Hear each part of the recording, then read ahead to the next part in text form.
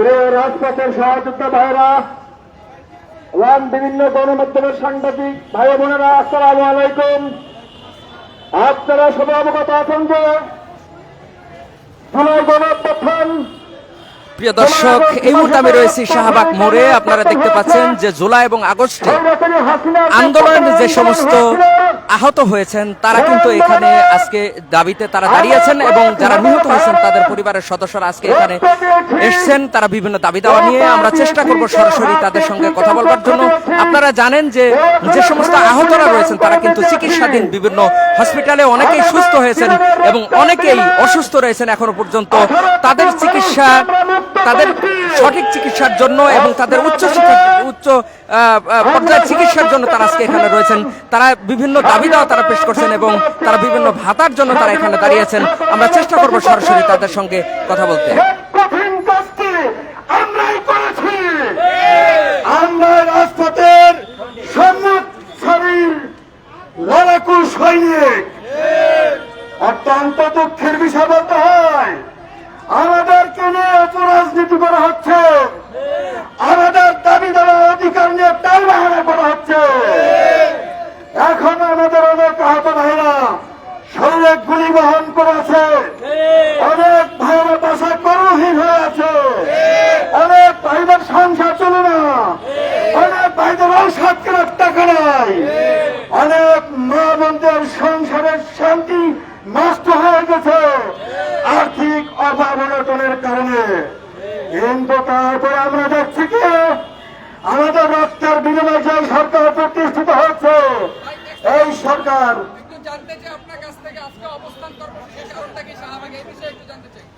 আমি আসছি আপনার কথায়। আমি আজকে আমরা এখানে সম্পূর্ণ শান্তিপূর্ণ অবস্থান কর্মসূচি করছি। আমরা কারা? আমরা আহত শহীদ পরিবারের লোকজন। এখানে আপনি দেখবেন, আপনাদের ক্যামেরা ঘুরে দেখবেন প্রত্যেকে লাঠি মার দিয়ে আছে, অনেকে পায়ের ইন বসানো, অনেকে চোখের ভিতরে গুলি, শরীরের ভিতরে অনেক সরা গুলি রয়েছে।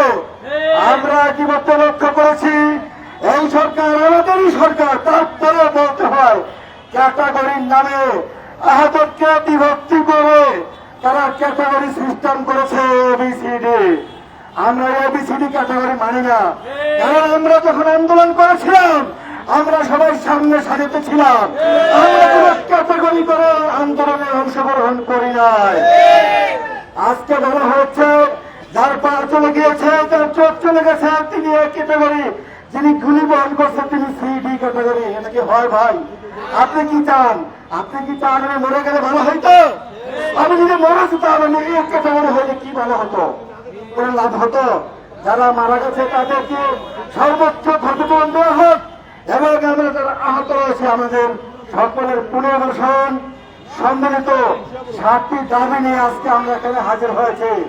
আমি সাংবাদিক ভাইদের দৃষ্টি আকর্ষণ করছি, আমাদের আজকে যে দাবিগুলো, সেই দাবিগুলো অনেক করতে আপনারা লেখালেখি করবেন, আপনারা বুঝতে পারবেন, কারণ আপনাদের স্বাধীনতা আমরা অর্জন করে দিয়েছি। আপনাদের স্বাধীনতা ছিল না, সংবাদ কর্মীদের লেখার সাহস ছিল না, অনেক সাংবাদিককে গুম করেছে, খুন করেছে।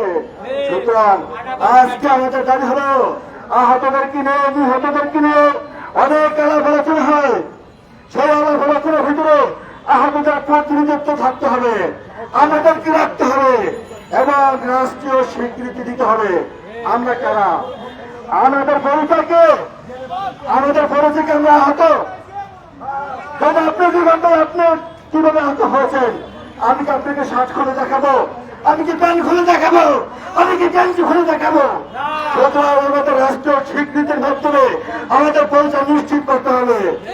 তারপরে আমাদের দাবি হচ্ছে আমাদের আজীবন সুচিকিৎসা নিশ্চিত করতে হবে।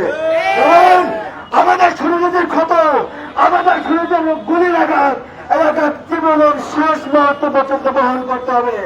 আমাদের সারা জীবন চিকিৎসার নিশ্চয়তা দিতে হবে।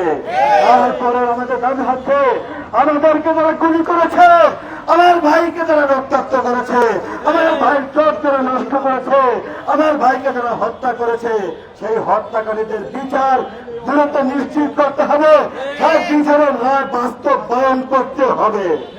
তারপরে দাবি হচ্ছে অত্যন্ত আমাদের গুরুত্বপূর্ণ দাবি আমাদের নিরাপত্তা ব্যবস্থা, সিকিউরিটি ফার্স্ট। এখনো স্বৈরাচারী দোষর বিভিন্ন জায়গায় ঘাপটি মেরে বসে আছে, গর্তের ভিতরে লুকিয়ে আছে, সুযোগ পেলেই তারা মাথা উঁচু করে দাঁড়িয়ে আমাদের ক্ষতি করার চেষ্টা করে। সুতরাং আমাদের সারা জীবনের নিশ্চয়তা সরকারকে দিতে হবে, আমাদের নিরাপত্তা দিতে হবে। সুতরাং আমাদের দাবি পুনর্বাসন কর্মসংস্থান সহ এই অবৈধ ক্যাটাগরি বাতিল করতে হবে।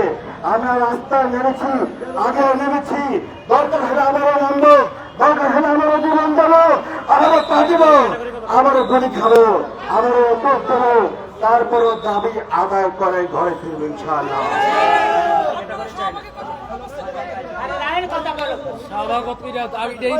বলেন ভাই বলেন।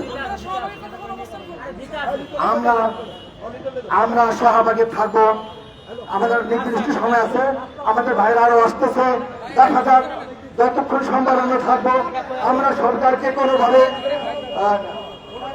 কোনোভাবেই সরকারকে বিব্রত করব না। আমরা শান্তিপূর্ণ আন্দোলনের মধ্যে দিয়ে আমরা আমাদের দাবি আদায় করবো ইনশাআল্লাহ। ধন্যবাদ। এখন কথা বলবো আমাদের এক ছোট ভাই সংসদে যোদ্ধা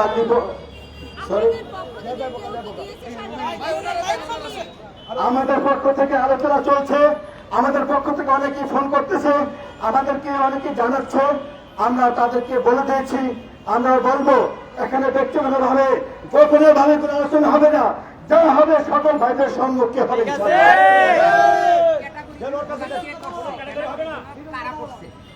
ক্যাটাগরি কারা করেছে? ক্যাটাগরি করেছে সরকারের সাথে সংশ্লিষ্ট কয়েকজন আহত ব্যক্তি, যারা আহমদকে প্রতিনিধিত্ব করে না, কিছু মুসলিমের হাতদেরকে প্রতিনিধিত্ব করে, তারা ব্যক্তিগত স্বার্থ হাসিলের জন্য তারা সরকারের সাথে তাদের ব্যক্তি স্বার্থকে সামনে রেখে তারা ক্যাটাগরিতে রাজি হয়েছে।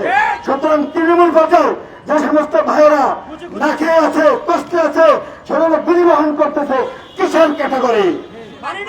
জুলাই ফাউন্ডেশন থেকে যে টাকা দেওয়ার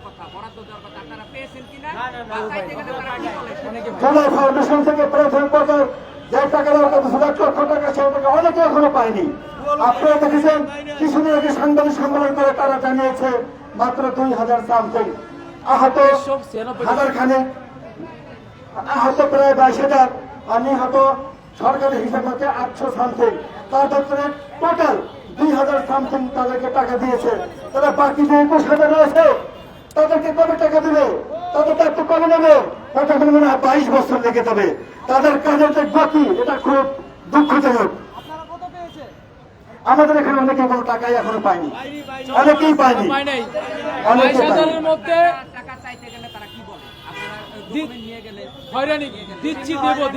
তাদেরকে বিভিন্ন সময় বিভিন্ন তারিখ দেওয়া হচ্ছে, বিভিন্ন তাদের কাজের গতি কম, তারা চেষ্টা করতেছে, কিন্তু তাদের কাজের যে গতি, তাতে মনে হয় এই 22,000 লোককে সাহায্য করতে 22 বছর লেগে যাবে। এই 6 মাসে শুধু 2000 লোককে দিচ্ছে, বাকি 20,000 লোকের এখনো খবর নাই। 2000 লোককে দিতে পারছে 6 মাসে, বাকি 20,000 লোককে কয় মাসে দিবে তারা? এখনো যারা পা হারাইছে, হাত হারাইছে, আপনাদের নিয়ে দাবি না হওয়ার পরবর্তী অবস্থান কর্মসূচি ধর্মঘট পালন করবো তাদেরকে সাথে কথা বলে আমরা নির্ধারণ করবো কি করা যায়। আপনারা অপেক্ষা করেন 30 মিনিট ভুল বলছি আমি, 1 ঘন্টা 30 মিনিটের মধ্যে আমরা যদি কোনো মেসেজ না পাই তাদের থেকে, তাহলে আমরা কঠোর থেকে কঠোর কর্মসূচি দিব। আপনাদের সাথে থাকবেন আপনারা। আমার ছোট ভাই যে বক্তব্য হচ্ছে আমি স্পষ্ট করে দিচ্ছি, অর্থাৎ আমরা এখানে আরো কিছু সময় অবস্থান করবো। যদি সরকারের পক্ষ থেকে কোনো ধরনের ভালো সংকেত আমরা না পাই, তাহলে আমাদের আন্দোলন ধাপে ধাপে কর্মসূচি চলতে থাকবে। আমরা কোন আগে বলেছি, আমরা সম্পূর্ণ শান্তিপূর্ণ ভাবে, আমরা এখানে প্রত্যেকটা মানুষ আহত আপনারা দেখতে পাচ্ছেন, আমরা এখানে প্রত্যেকটা মানুষ শারীরিকভাবে চরমভাবে আহত। আমরা রাস্তাঘাট ব্যারিকেড দিয়ে পুলিশের লেগে ধারা পাল্টানো করে আমরা সরকারকে বিব্রত করতে চাই না।